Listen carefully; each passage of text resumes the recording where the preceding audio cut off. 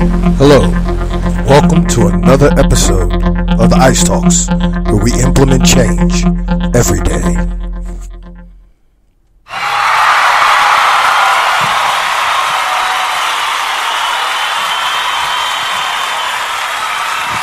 All right.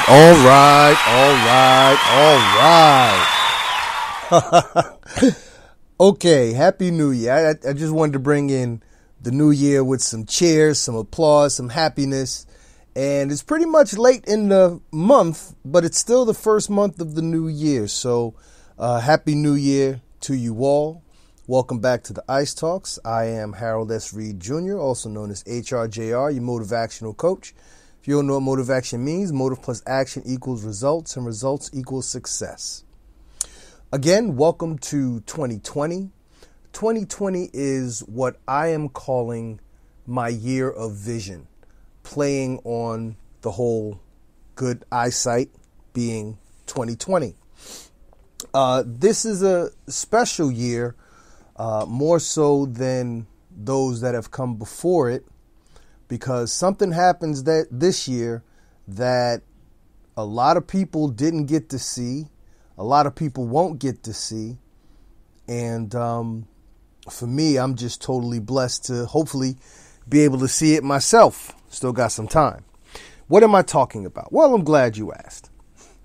2020 is the year that I turn 50. Jesus, it's crazy. I think this is the first. This might be the first time this year I'm actually saying that out loud. However, it's something that's been on my mind a lot, more so in particular these past most recent months. One of the reasons why I haven't broadcasted a podcast sooner than today is I'm actually taking a lot of time to just reflect. That's actually why I didn't post podcasts, towards the end of the year, with the exception of the last one I did for the end of the year. I took some time away. I've been doing a lot of reflecting on the man that I am, how I've become the man that I am, and what can I do to become an even better man moving forward. And they say you celebrate 50 with gold.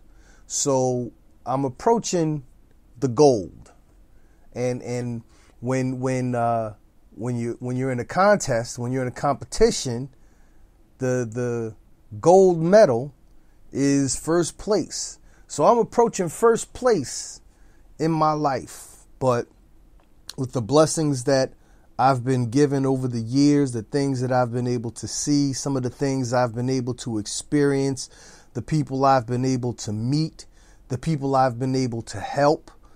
Quite frankly, if I must say so myself, I've been first place in my life for a long, long time. And I'm just waiting to hit 50 so I can approach the gold, so I can get that gold.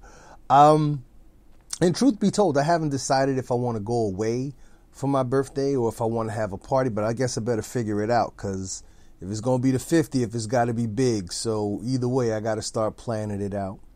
But that doesn't help you. Let me talk about how whatever I'm talking about is going to help you. I said I've been spending the past few months doing a lot of reflecting, and this is very much true. However, I look back on my life by way of the reflection, and I look at, for as grateful as I am for all of the opportunities and so forth that I have, that I talked about a second or two ago, I also have to be honest in reflecting on the mistakes that I've made, because those contributed to making me the man that I am. The opportunities that I missed, the opportunities that I allowed to slip by. And the fact of the matter is, and I've come to this particular realization quite some time ago, but for some reason, as I'm reflecting now, it just seems that much more vivid, that much more real. And this particular reflection is this. we cannot go back and change time. We always say, if I had to do it all over again, well, we don't get to do it all over again. There is no if I had to do it all over again. There is no if I were you. If you were me, you'd have done the same thing I'd have done, because this is what I did. So I want you to begin reflecting on your life now. And if you're listening to this and you are younger than me, great. If you're listening to this and you are older than me, great. Something I always say, you know what? So what? I remember at one of my first book signings at the Human bookstore in Harlem. And this had to be maybe 9-10 years ago. A woman had come up to me after the signing, and she told me that my words scared her. And she was serious. This woman was serious. This is an older sister, and she was serious. She said, she asked me to excuse my wife, because my wife was standing next to me, and, she really has something to say, to where she's like, can I talk to you alone? And my wife was about to be like, excuse me? I was like, nah, babe, let me handle this. So when my wife excused herself, the woman said to me, what you said frightens me. It scares me. And I'm like, why? And she says, because you're telling us that we can have, do, and become anything we want in life, provided we're willing to just do what's necessary. I'm like, yes, it's the truth. It's unavoidable. It's the truth. And she says, yeah, but she was 60 something years old. Let's say 63. I remember 60 something, but let's say 63. She says, I'm 63 years old. And I think I wasted a whole lot of time. And I explained to her then what I'm going to tell you now. And that is this. As long as you wake up in the morning, you have a brand new chance to do something better than you had yesterday, or than you did yesterday. You have a brand new chance to be someone better than who you were yesterday.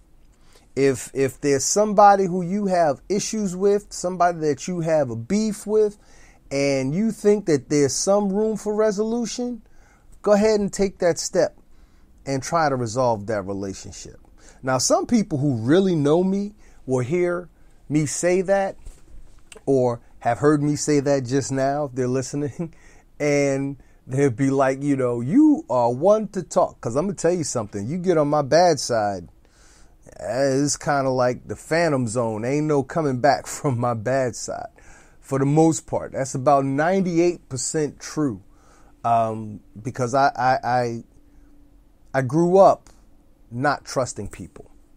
I won't get into that in this podcast, but I'll just say I grew up not trusting people. I grew up in such a way where I made people, I won't say I made people earn my trust. I didn't make it easy for me to be knowable. I made people, I have to honestly say, I made people not earn my trust, but I had to have them show me I could trust them, and to the point where I realized, excuse me, in my late 20s going into my 30s, that a great many people felt that I was somewhat unapproachable. And back then, my attitude toward that was I didn't care. And the reason why I didn't care was because for those people who found me unapproachable, I still have, and had back then and still have today, good people in my life who could see past whatever my walls were. If I was someone special enough for them to want to know, they kept coming. If I was someone special enough for them to want to know, they were always there. they were somebody who I could call if ever I had to call. You see, so those are so for the people who just like, oh well, he looks like he's angry. I don't want to mess with him. Fine, stay away from me. You're probably doing us both a favor.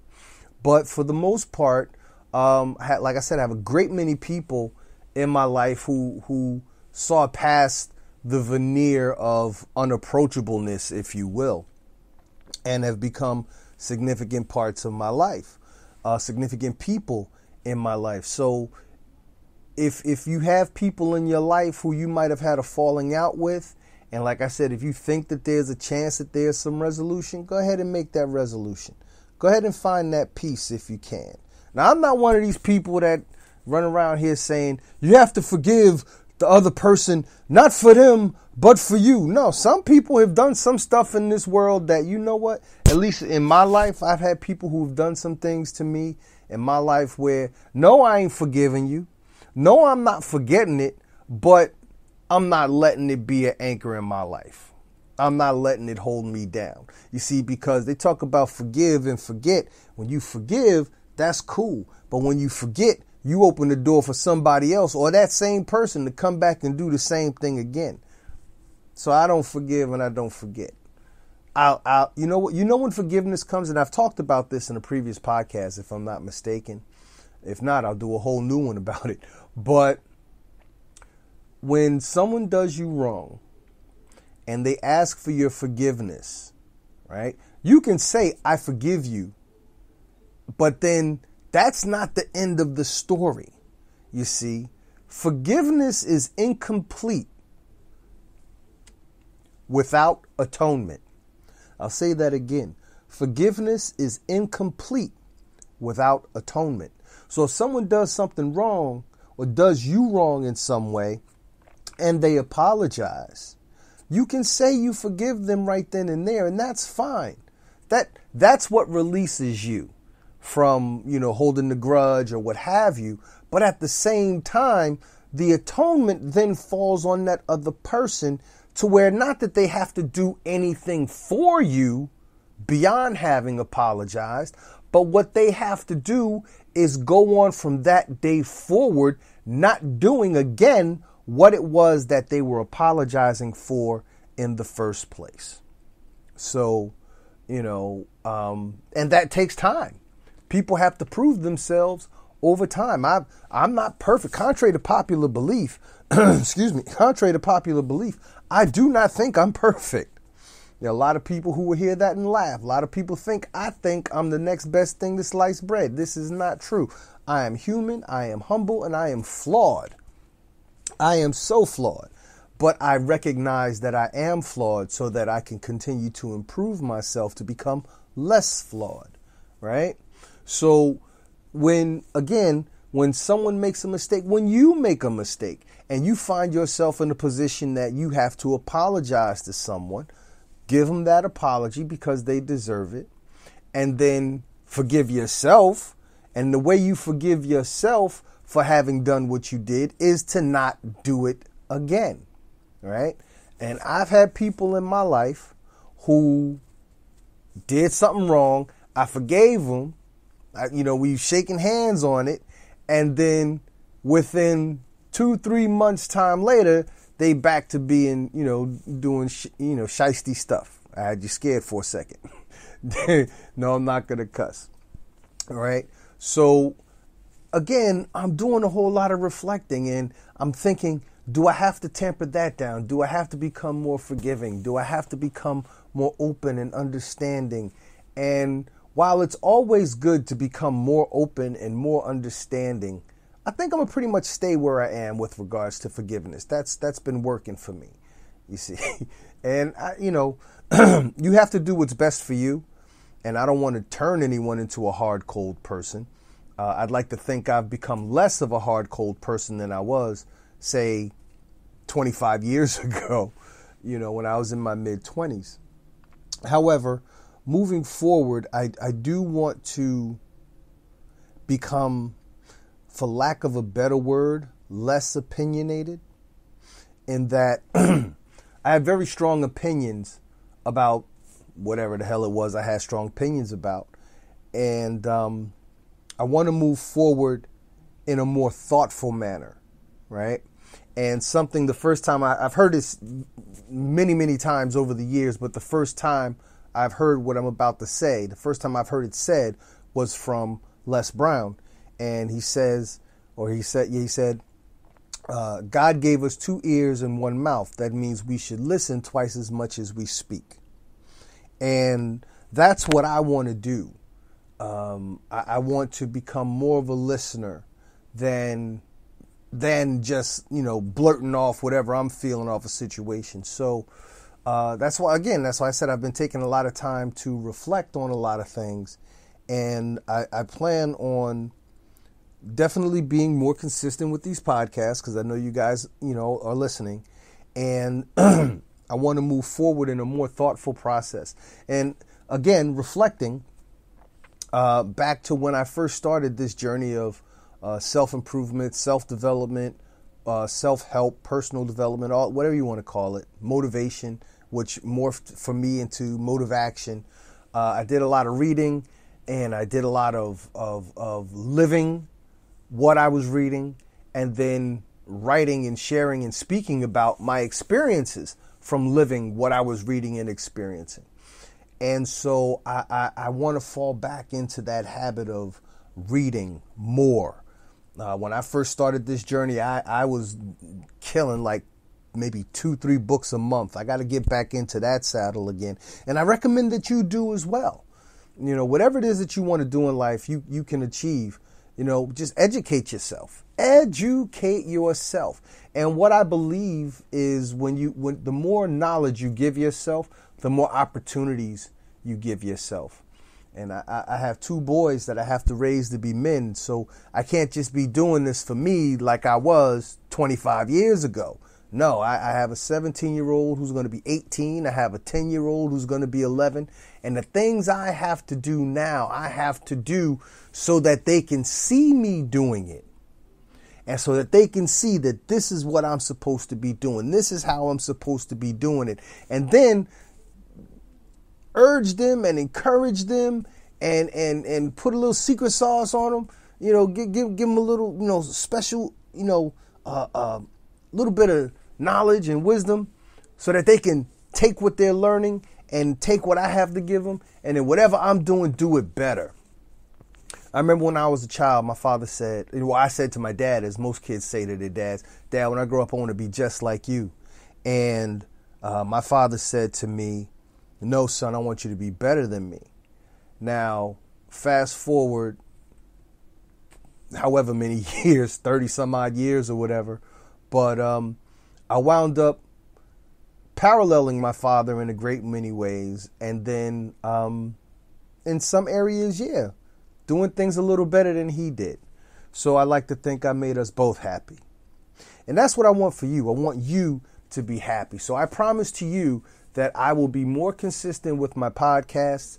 If you're following me on Facebook, Motivation, Monday Morning Motivation is coming back. I did the first one this past Monday. I got a lot of requests to go back and do that. So I will be doing a lot more outreach. My books are still available on my website. My website is www.coachhrjr.com. And I plan to be more visible to you and for you. So with that being said, welcome to 2020, the year of vision. Don't just use vision to look forward. Use your vision to look back. Because I was going to say earlier, you can't go back and change anything you've done. But what you can do is look back at the things you've done and look back at the experiences and what you learned from the things you've done and use that to guide someone else coming up after you so you can be that navigator that helps them avoid some of the traps and the pitfalls that you fell in. I think that's, as we get older, that becomes one of our lifelong moral responsibilities. If you find yourself in a position where there's someone coming up after you, you have to use what you've learned to help them navigate beyond and through and to avoid the traps and the pitfalls and the minefields that you've fell victim to.